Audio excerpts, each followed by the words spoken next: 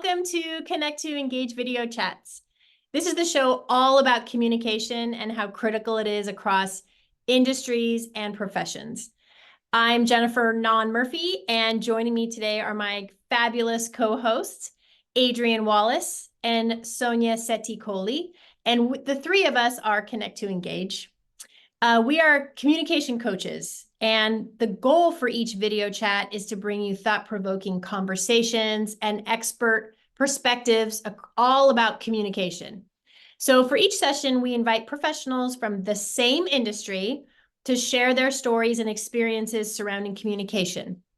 What works, what doesn't work, in order to accomplish tasks and make connections, in order to successfully engage with others in professional and personal lives. And today we are excited to welcome individuals from the real estate industry.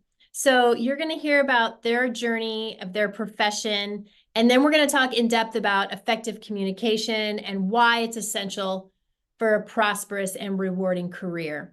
So Adrienne, why don't you tell us who you've invited to our video chat today? Hello, I've invited Zoe Azubuike, and he is a mortgage broker and real estate investor. So welcome, Zoe. Thank you. Thank you so much for having me.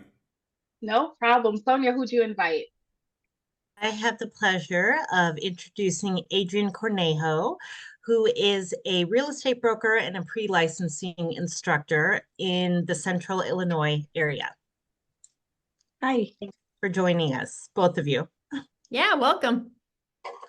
So let's go ahead and get started. If you, whoever wants to go first, jump right in, but we would love for you to tell our audience about your role or roles in the real estate industry and why and how you got into it.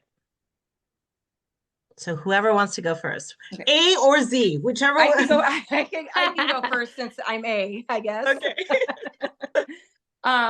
So I am a real estate broker, as Sonia said, but I also teach pre-license for anyone in the state that would like to become a licensed broker. I also, on the other side of it, am part owner on a title company. So I've got some experience from that side of the real estate market as well. And I got into it as an investor myself. I got into it primarily, I flipped houses. My background, I have a bachelor's in fashion design and business, so not really quite related to that, but I love all things design and numbers with the business side of it. So flipping just kind of was something that sounded fun to me. I flipped my first house in my early 20s, and I've just been involved with it ever since. So, and I got licensed about 10 years ago as an agent. Yeah, let's see, where do I start? Been in the business, in the real estate industry for about 10 years as a mortgage broker and real estate investor. Been investing in real estate a little bit longer. I got into it because, well, frankly, I had to change it up because the way I was doing it wasn't working. My brother and my mom were partners as investors probably, since 2010-ish. And and my brother, he played in the NBA and needed some side hustles to kind of, put his money to work. That's his jersey right there. And my jersey's on next. The 76 is like, that's when my parents were actually married. There's a whole story behind those jerseys back there. But all that to say, real estate investing wasn't working for all three of us together. And my mom suggested, you should be a mortgage broker. She just saw my ability with numbers and everything. And and then when I got married in 2014, my wife and I were the better kind of fit as far as real estate investor partners. So we've been able to successfully, invest in real estate. I've helped my mom and my brother kind of passively invest, and then mortgage brokering and just being in the mortgage industry has kind of been my main gig as well, along with our investing. So that's kind of the overview story there. Great. Awesome. All right, so Zoe, I'll start with you for this next question. can you tell us about the role of effective communication within the day-to-day operation of your workday and whatever role you may have any given day? Yeah, so interesting thing for me, I almost feel like my wife should be on the call with us because she's my real estate partner. You know, she's my business partner, and so communication is huge. And I basically am trying to implement some of the things that I'm learning from our marriage as far as our communication in marriage, you know, just kind of having the same emphasis. And so for us, you know, we have to be on the same page. If you guys have any idea about, you know, sometimes it's not ideal to work with your spouse, right? And sometimes I can relate to that. I work with my spouse as well. He's a contractor, yeah. so It's like it's either going to work really great or it's like, nah, we should forget about this. We need to go do something else. But for Michelle and I, we've been able to just, especially through good forms of communication, figure out what she loves doing and what I hate, and figure out what I love doing and what she hates, and we fill in each other's gaps. So it allows us to really focus and be implement our strong suits for the stuff that we actually enjoy doing and not be in the other person's way for the stuff that they enjoy doing. Just so happens that for us, she hates all the stuff I love and I love all the stuff she hates, right? So, and vice versa. So it just really works out well for us. One of the big things for us, we use Google Sheets to just be on the same page with different things that we're doing with our properties. She's kind of more boots on the ground. I'm more, you know, on the mortgage side, making sure our files are working through with our numbers. And so there's a lot of communication that we do through Google Sheets. We have this app called Voxer. We're communicating back and forth on that. And it's really allowed us to, you know, build a strong portfolio over the 10 years that we've been married. So that's just some of the, I don't know if that answers your question directly, Adrienne, but you know, speaking directly about, you know, my wife is where my head goes when you think about effective communication, because we have to do it in our real estate business and we also have to do it in our daily lives, just being married to each other. Absolutely. It's interesting. Sorry, can you hear me? Mhm. Okay. I was going to say, it's interesting you mentioned like Google Sheets. You imagine people working remotely in two different places, very far apart, but you may be in the same space literally, but still staying organized and communicating in that written way. Absolutely. Absolutely. And, you know, and sometimes the being in the same place, you know, it's nice that we have our own little spaces in our offices, but she also has to go out onto the jobs and to the sites to meet our contractors and meet with different people. And so there's a different dynamic that she works through in that, but my communication with her through that helps her be more effective with the people that she's meeting. And so we see it work dynamically, whether we're together working on things or whether we're apart working on things. I had a question, Zoe. Talk to me about how many different people you communicate with. Not So just when your you- wife. Yeah. So when you bring in the full gamut of everything that we do on the mortgage side, I'm a mortgage broker and I have a team. And so I have a team of over 10 loan officers on my team. And so when you talk about the mortgage side of things, there's all those individuals. And then you talk about all the properties that we have. The property management staff is a different group of people for each property. And then we also have different contractors for the flips and, you know, the BRRRR strategies and stuff that we're doing. So if you were to look at our list, it's kind of like you wouldn't think that there's that many, but then you start listing them out and it's like, wow, there's a good amount of them. Right. And so, yeah, to answer your question, I would say it's probably, I don't know the exact number, but if you were to put it all together, you know, there's a good number of people that we're communicating with day in, day out, week in, week out. Yeah. It's interesting to think, you don't think about it until someone asks you about it. Yeah. And really the numbers are bigger than what you think. Yeah. Yeah. So, and our big thing is we want to be responsive for everyone because when we feel like we're more responsive with our own team, it allows us to be even better for the people that we're trying to serve. You know, whether it's clients that we're trying to help get into home loans, buyers, sellers of our properties, and the people that we're serving alongside. If you can have strong communication, it absolutely just goes well for you as far as your reputation in the industry, in the business, right? We've seen communication be a huge stumbling block for people that don't do it well. And sometimes it's just the little things. Sometimes it's just, hey, be responsive. And, you know, even if you don't know the answer to a question to one of your team members or a client, let them know, and then go find out what the answer is and then get back to them, right? But we're really big on responsiveness, promptness, and just some of those small things that people don't really think about, that make a really big difference when you're talking about, you know, just kind of running day-to-day operations. All right, thank you. Adrienne, we'd love to hear from you. What is the role of communication in your typical workday? Well, I have a team as well. There's several agents, and I do a lot of the training for the team members, as well as we have an assistant, so we have to coordinate with her on the transactions. So that's more internal communication. But then, of course, we've got the communication with the mortgage lenders and the attorneys and the title company, if we're not on it. I mean, if we are, we still have different people within our title company that we have to communicate with.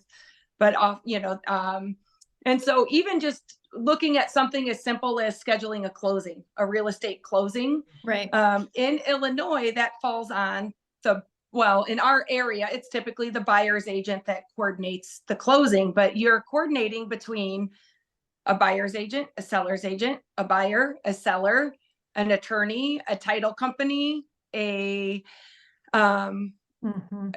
usually, and then the lender. So, you know, just on that email alone, there can be several people involved depending on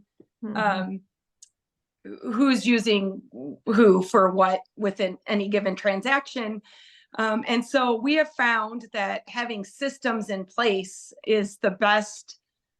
Systems and transparency, you know, having systems in place for something simple like scheduling a closing really helps to make sure everyone is on the same page. They know what's going on, where to be, what's required of them, where they need to be, that kind of thing. And so for us, as far as effective communication, the system side of it's really important. We use some project management software that's great, so that if someone on our team's working at midnight and someone else is working at 6 a.m., we can still easily see where any given file is at, what's going on, have inspections been ordered, have appraisals been done, things like that. And then as far as communicating with our clients, you know, buyers, sellers, that sort of thing, transparency and honesty is super important. Making sure they understand the process, what's going on, so that there aren't any misunderstandings or, you know, in real estate, whether you want it to happen or not, things come up, you know, so crisis management type things, if you've been transparent the whole time and you've, you know, for me, I put on my educator hat a lot. So whether it's an investor or a first-time buyer or a move-up buyer, no matter what it is, I kind of put on that. A big part of it is educating them on what to expect, so that when these things come up, it's not a total shock. Or I can say, remember, we talked about this, you know, this isn't, maybe an example would be like something goes wrong with a home inspection, right? And so the home inspector to them, they've met with the buyer and they're like, oh, this was wrong with the home. And then the buyer goes into meltdown about 10,000 other things. But if you've already kind of talked to them about possibilities there, what's qualifying repairs, what you can and can't expect there, it's easier to rein them back in and say, hey, remember, we talked about this. These were things that we've discussed, and here are your options, and how do you want to proceed? Because at the end of the day, it is their transaction, it is their investment, it is it's their best interest that we need to be looking out for, but keeping them educated on what to expect, I think, is super important there. I don't know. I kind of Yeah, that's went all great. over the place there, but No, excellent. Yeah. One of the things that as communication coaches and educators that we've realized is that telling stories is what people remember. And so when people are watching this video chat, they are going to remember the stories that you tell. So we're going to ask you to tell us a story and about either a communication success or a communication fail. Both stories can be really fun and good. So you get to choose. But Adrienne, why don't you start on this one? Tell us a story. oh, I was hoping you were going to start with Zoe. Zoe, I'm starting with you. Zoe. See, I can adapt. I'm adaptable. So, you know, I love stories, first of all, and I love that you just said that, Jennifer, because you're right. Stories is how we remember. You know, one of the things that this business teaches you is we as a people are generally forgetful. And when you can do things that really can help people remember, you're doing well for yourself and you're doing well for the people that you serve. And so one of those things are stories. You know, when you give real life testimonies, if you will, real life, like, hey, this is my experience, but then try to make it to where the people that you're talking to, they can relate and there's something that you both have in common. There's more of a likelihood that that person will remember you and remember your service when the next time they need that service and they come back for repeat business. But one of the things I love doing with people is just kind of trying to find a connection with whatever it is that they're into, right? And if I can go into my tool bag of stories to make that connection be a little bit more real for them. So a story I'll share is I'm a sports guy, right? Played basketball growing up, played basketball in college. My brother was fortunate enough to play in the NBA. So we have professional athlete friends, professional athlete network type of things. And so just today, even I had like three NFL leads, just guys in the NFL, coaches, just coming to me, just, you know, again, because of the networks. So one of the stories I told this particular client, she happens to be the wife of this NFL coach. And I just kind of told my story, mixing in football, as far as how the mortgage process works. And Adrienne can relate to this because she knows working with lenders, there's a lot of moving parts when it comes to doing a loan. So what I said was, hey, you know how football works. You watch your husband coach football all the time, right? So you understand that there's a special teams, there's a coach for special teams, there's the offense, there's a defense, there's all these guys on the offensive side that might touch the ball. You got the quarterback, but you know, if the quarterback throws the ball and it's like right there in the guy's hands, but the guy drops it, it's a broken play, right? And so I use that as an analogy. Like, hey, I could be your quarterback, and I'm gonna do my best to make sure that I'm gonna get the ball in the right people's hands. Man, sometimes in this industry, people drop the ball, literally, right? And that could mean we have to just kind of come back into the huddle, try to figure out what's the next play, so that we can still try to get down the field. And so that analogy kind of gives people this understanding of, hey, you know, Zoe's going to do what he can. He's fighting for me. But when those conditions come back on this loan, for example, there's going to be a lot of things on there that's going to make him feel like, hey, someone's dropping the ball here, right? Like, what are all these conditions coming out of nowhere for? And it's like, no, that's just the process. It's just the way it works. There's a lot of moving parts, but we can still win the game. We can still do this. So that's a little story that I'd sometimes pull out. Depending on who I'm talking to. That's excellent. And I feel like we're going to hire you to be our spokesperson because we literally are connect to engage. You talked about how you connecting with people and finding that common thread and then communicating with them using that thread, connection, commonality. So great story. I love it. Thank you for that. It also relates when you were talking, Zoe, and sharing that story, how you were connecting it to something that was familiar to your audience, to your client, but also being transparent, as Adrienne was just talking about, and educating them that, look, I'm going to try my best. I'm going to try, but there are possibilities that something might, we might drop the ball somewhere, or someone else might drop the ball somewhere. Right. So, Not me, somebody else. not me. Hopefully never me. Hopefully never Never me. me. But yeah.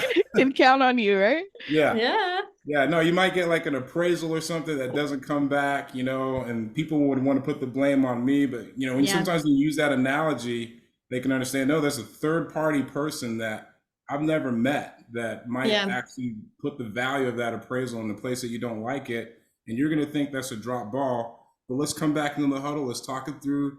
There's probably a game plan to still make this whole deal work. Yeah. That's great. That's great. And you put Adrienne, people's, sorry, I was going to say, you put people's minds at ease too. When we're talking about purchasing a house, like there's a lot riding on that, or property, or any investment.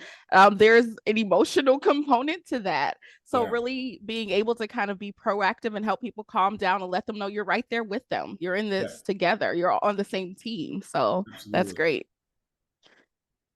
Absolutely. Yeah, it's definitely an emotional journey with buying a house or your first investment. Or I'd say investors have the least emotional connection, right? They're more about the numbers and does this work? It's still an emotional journey, but not like someone that's a little more vested on the personal side of it. A lot of times, I can go in and show a house to an investor. They're in and out in 2 minutes. They care about the numbers. Where somebody else cares about the feels. So that goes kind of to how I communicate, or what stories I share are probably going to depend on my client, right? Because an investor, the stories that I'm going to go back and share and the way I'm going to connect is probably through numbers. And that can be emotional, right? Good numbers mean happy, bad numbers mean not so happy. But so it's still emotional, but it's a different type of thing there. But as far as stories go, I'd say one of the roadblocks, like with buying a home, it is an emotional journey. And oftentimes I know people talk about like the love letters they write, right? Like they want to, in a competitive market, they might write a love letter to the seller. That's, about their background and why this seller should accept their offer over someone else's. And that's always a hard thing when that comes up, because that's a time that we have to stop the emotional part of it. Sorry, my dog is barking. You guys, I need to cut that out. I'll wait a second here. Okay. I think someone just got home. The dog's going nuts. Could you guys hear that on there? I'd imagine. So very little. Okay, that's good. I figured it was really loud because I could hear it really loud. So yeah. Okay. So a lot of times we'll have buyers that want to write these love letters to tell their emotional story. And it's a way that they want to connect with the seller to get them to maybe pick their offer over someone else's. And that's actually a time where I kind of have to put a stop to storytelling because of fair housing. So we're not, there are markets that still share those, but where it could be a means of maybe giving that buyer an edge. It also could be giving them information that's protected as far as fair housing goes. So, they want to tell their story and they want to get it out there. And I have to be the bearer of bad news, telling them, hey, we can't communicate in this way. Yeah. It could be a fair housing violation. And so I hate it because, like you said, that's a great way for people to connect. So it's not necessarily, but, for example, somebody might say, I'm a single mom of 3 kids. Well, those are both protected classes. So now that's not something that's shareable. And so they can share these stories with me and their emotional journey. And they've been, saving to buy their first house for 10 years. And they've recently got divorced, or they're, you know, and they're connecting and they're bearing their souls, but then I want to take those things and help them, but I can't necessarily share that on the other side because of other reasons. So it's kind of like the anti-storytelling, I guess. And maybe it would help them get those offer, you know, their offer accepted or whatever, but I have to kind of squash their connections that they're trying to make. And that's one part of the job I don't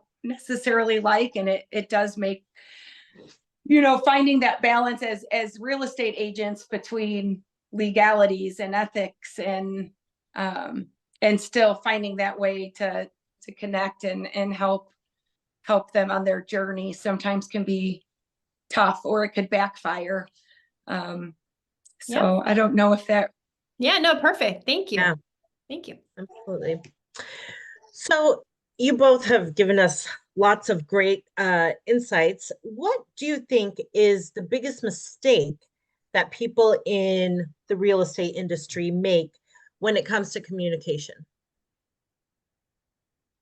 I would, I know on one of the prior questions, Zoe had said that, you know, he tries to be very responsive, to respond quickly.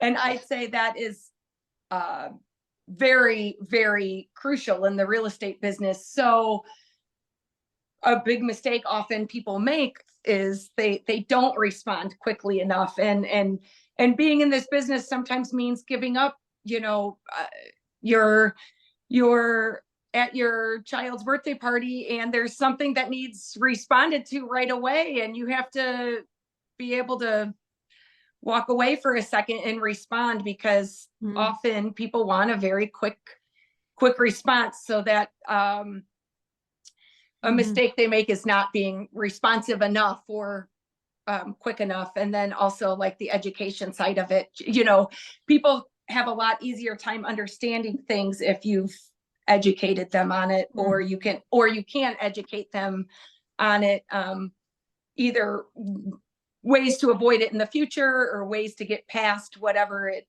is that came up. So if you just tell people, oh, sorry, that's not an option, but you don't explain the why, they're going to think, you know, you're just being difficult or you don't really care. And it's not always that, but that's the way it comes off. So just you're willing, like somebody not being willing to take the time to do that, or not having the ability to do that because maybe they don't have the knowledge or they don't take the time to educate their clients. That's definitely a place communication can go wrong as a real estate agent. And I'd imagine in a lot of businesses, but especially in, you know, the real estate world. Yeah, I would piggyback off of, I mean, Adrienne really kind of stole my answer. I was going to say almost the exact same That's why thing. I went first, so I could hurry up and get it. No, Smart. I guess I'll just add to it. You know, we're in a relationship business, and you guys talking about communication, that's at the core of relationships. If you don't have solid communication, you can't expect to have solid relationships. And so I always tell my team, hey, if you want to do well in your relationships, you have to be a good communicator. And what that means is sometimes we got to face the noise. We got to grit our teeth and face the noise when communication is hard to do. The number one complaint when I meet new realtors and potentially partnering with new real estate agents that they have with loan officers is communication. And sometimes it's not even really just communication. It's just, hey, when things go south, all of a sudden we can't get a hold of the person, or all of a sudden, you know, they just disappeared. And and you see that so often, and it really, really, it aggravates me because one, I'm kind of like an adrenaline junkie to a degree. Like I love I don't mind the potential scenario where it's like, okay, tensions might rise. Like that's what, you know, being an athlete and being in the sports, we look for those moments. We're like, okay, let's go. You want to tension rise? Let's do this, right? Yeah. But so many people cower down when things go south, and the people on the end of the transaction, the consumers, the people that we're supposed to be serving, they're the ones that get the worst brunt of that, because they're like, well, I don't know what to do now, because the people, the professionals that were supposed to be working this, we can't get a hold of them now. And or we don't know what we're supposed to do because there's a lack of communication now that things are tough. So that's one of the things we try to pride ourselves on, is when things go south, I'm the guy that you're not going to have a trouble getting a hold of. Like I tell agents, you'll be able to get a hold of me no matter what is going on with our deal. And I'm going to tell you exactly what we're dealing with. You're never going to be in question as to what's going on, because first off, I'm not disappearing on you once things go south.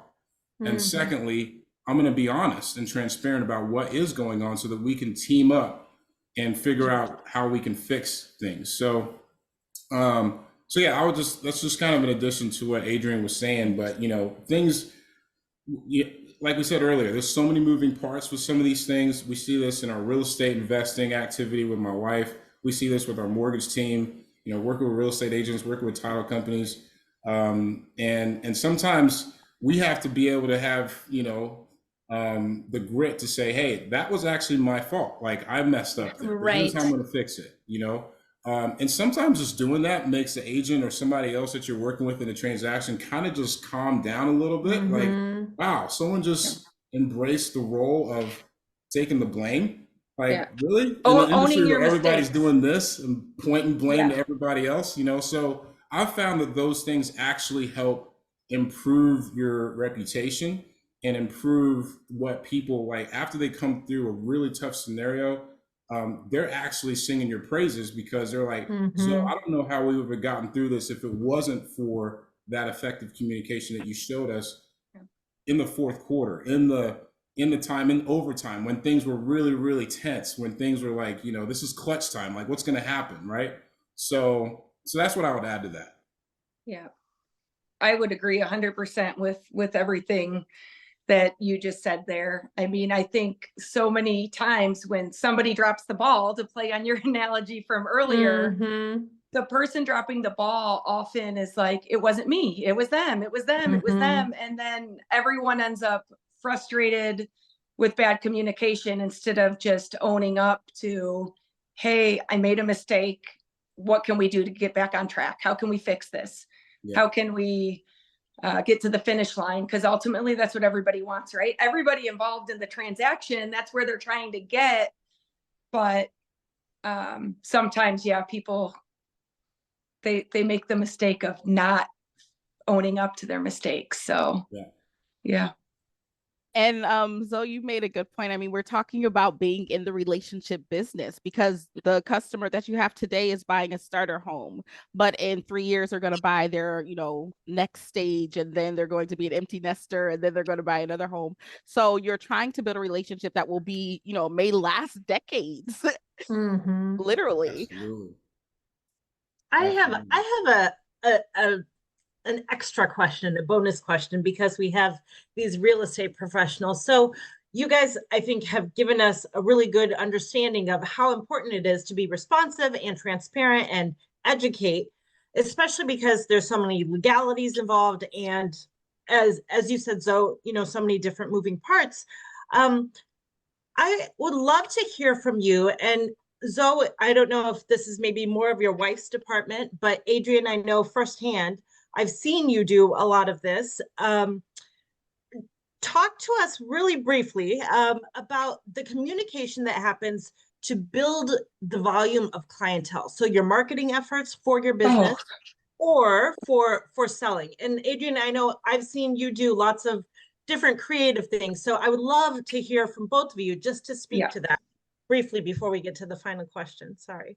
Well, it all comes down to making that connection. So I'd say whenever we're trying to build that funnel, right, and build our lead pool and build on the relationships that we have connected with people over the years, even if it was outside of the real estate, before I was in the real estate world, right? You form connections with people, they reach out, and really anything we do, it's trying to build on those connections and relationships, whether it's a random person that called us or someone we've known for years. So it also comes back to systems, right? So we every time we make those connections or potential clients, we get them put into, our CRM where we can effectively keep track of our communications. And because you have to have a pretty big pool to keep things flowing,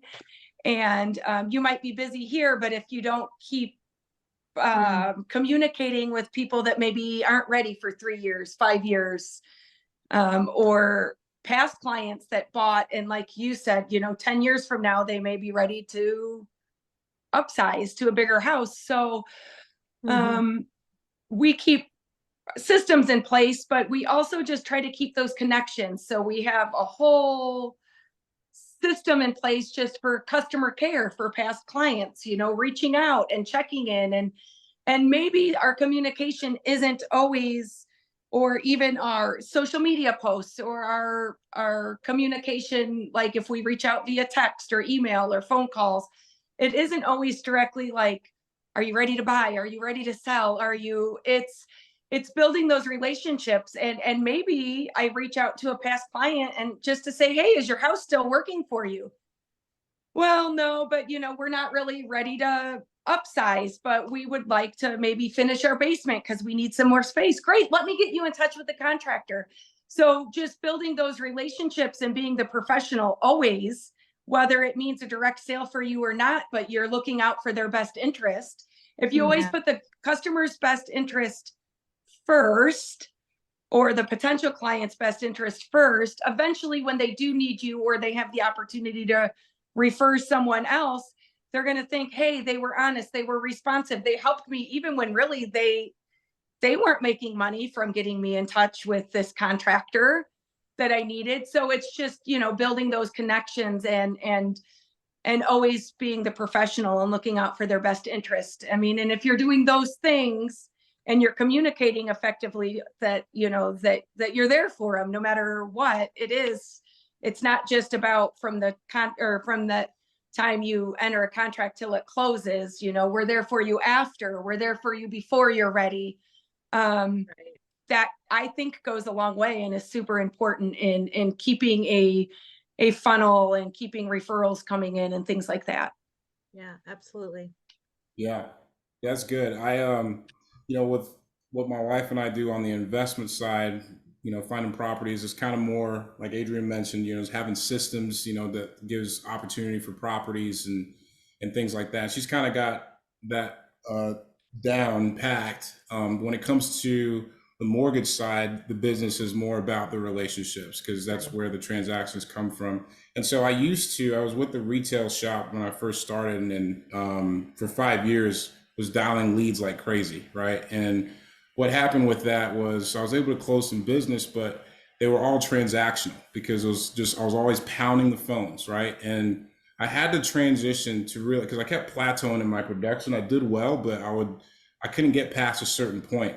But when I transitioned to be a independent mortgage broker, all of a sudden I didn't have that branch manager above me providing the leads, and the phones weren't ringing all the time. This really was liberating for me because it allowed me to turn my business into, from transactional to relational, right? Now I was able to spend more time, go out to events, network, do these realtor roundtables, meet up with new partners, and really just kind of what Adrienne just said, build relationships, like organic building of relationships. It's not just a phone call like, hey, I want to do a loan for you. This is really transactional. I don't really care about anything about you, kind of a thing. Not that that was me, but that's kind of like the nature of what I was doing, right? Just being a lead dialer, to where business is more relational. I'm literally trying to make friends with everybody I meet. I'm literally trying to, look out for their best interests and basically say, how can I help you? Even if it's something that I can't personally do, like I want to be able to help you. And that's more relational. And people want authentic sincerity, I think, when they have services done for them in the business that we're in, as far as real estate, right? Because it is a very emotional decision. It is something that, not very many people do it that many times in their lives. And so to have a good experience is really important for people. And so if you can have a solid relationship with them, you're off to the right foundation. And so I've found that that's been very, very liberating and eye-opening for my business, because it's turned into the relationships have turned into referrals, and those referrals turn into repeat clients and repeat clients. And so that's how my business has grown.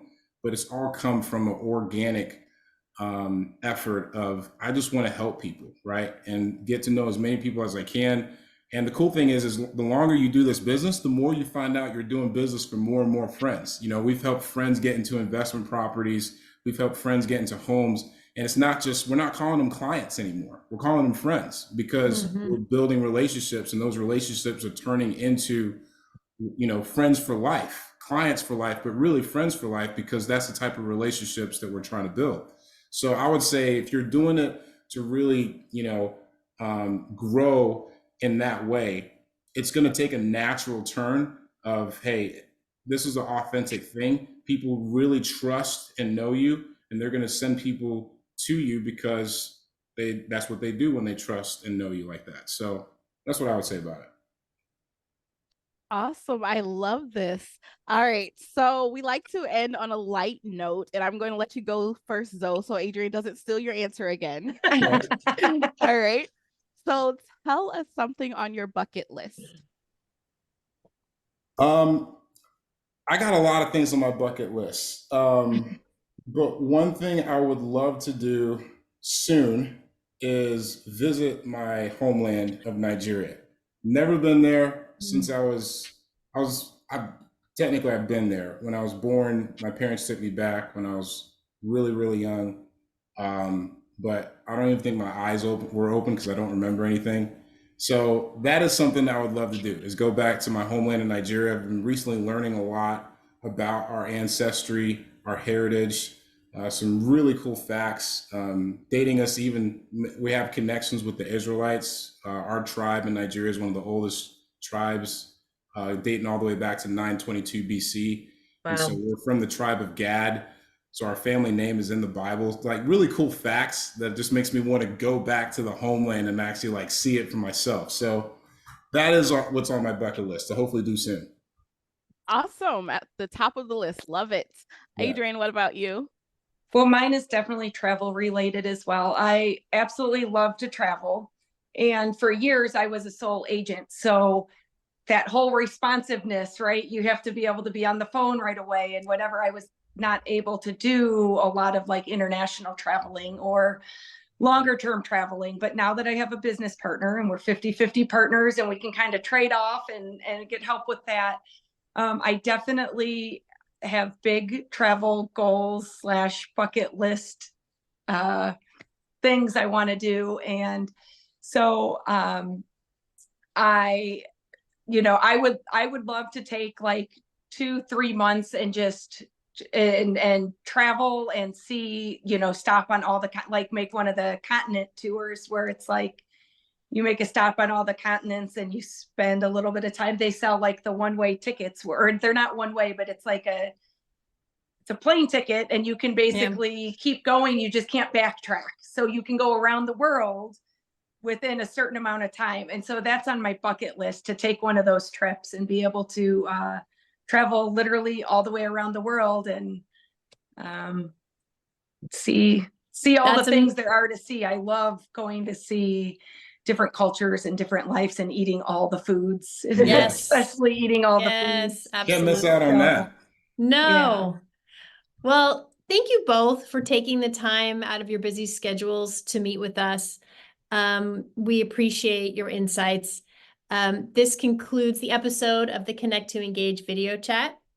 Our journey through communication skills in different industries doesn't end here. Everyone is an integral part of this series. So your feedback and questions and suggestions of different industries that we can interview motivate and shape the future of this video chat. Reach out to us through social media channels or our website, which is connecttoengage.com. We want to express our deepest appreciation to our panelists, Adrienne and Zoe. Thank you for taking the time out of your lives to share your communication experiences with us. We have learned from you tonight, and we appreciate everything that you've given to us. Be sure to subscribe to our YouTube channel and turn on those notifications so you never miss an episode of Connect to Engage video chat. Remember to share this series with others who are as curious and passionate about communication as we are. And we will see everyone next time. Bye. Thanks for having us. Okay.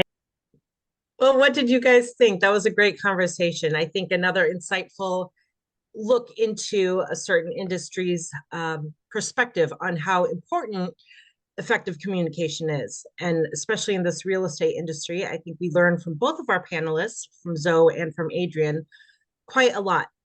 Jen, what did you think? Well, what stood out to me was the urgency that they need to have in their communication, because things happen so quickly and they're communicating with so many different entities.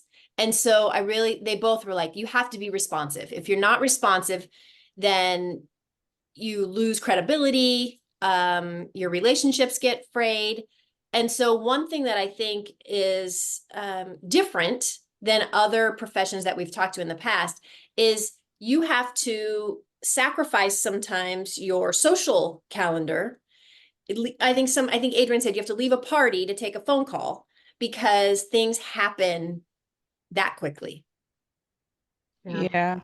And for me, I think my favorite part of the discussion was the emphasis on relationships, how you're really forming a deep relationship with these people who may become really close friends. And one of the comments, if you don't have good communication, you don't have a good relationship. And I remember, firsthand experience for me going through the process of purchasing a home. If I didn't hear from my mortgage person or my real estate agent or even my real estate attorney, like right away, I was stressed out, like biting my fingernails for like those hours. So that is an extremely important piece, especially with such an emotional time for people. Yes.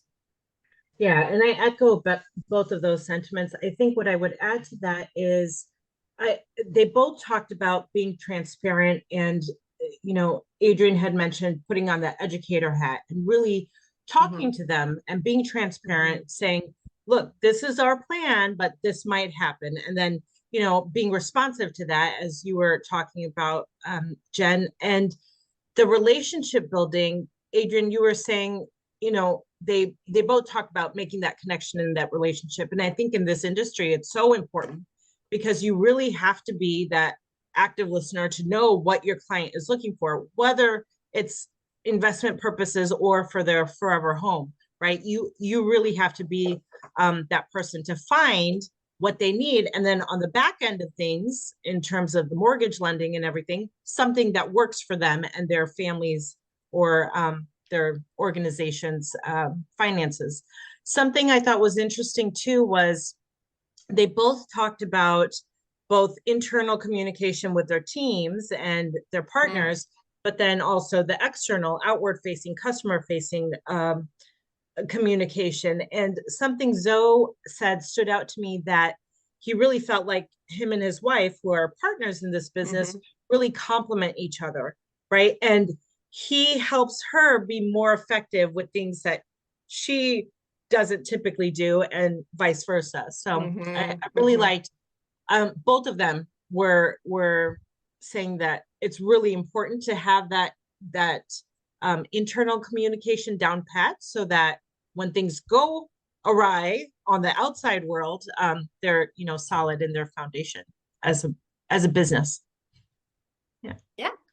Well, once again, we've found that communication is critical in all industries, and having the conversation with individuals in the real estate organization is no different.